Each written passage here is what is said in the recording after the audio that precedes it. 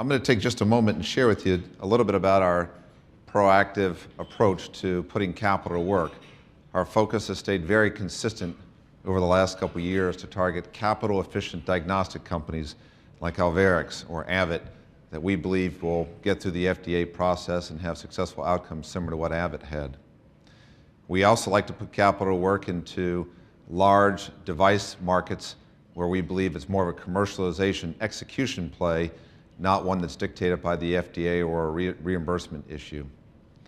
Our specialty pharma area has just been expanded recently by a new deployment into Putney, which will, when you think about it, providing generic meds for the vet industry, will have minimal, it'll be a private pay marketplace, it'll have an easier regulatory pathway as well. You'll have a chance to hear the NewPath story shortly, but we're all very excited about the prospects of NewPath moving forward.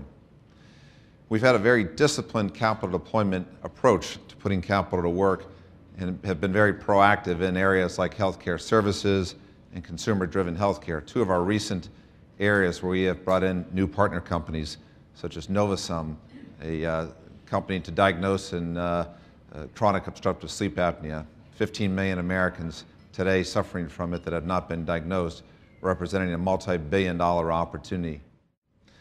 So our capital deployment strategy has stayed consistent. We tend to lead or co-lead most of our transactions. We are typically very proactive and disciplined in the areas where we like to put capital to work, whether it's an initial deployment of somewhere between $5 to $20 million. We've migrated to more of a revenue model where we're looking for more commercialization revenue opportunities as opposed to early science risk stage companies. We believe that will yield the best return and with manageable risk.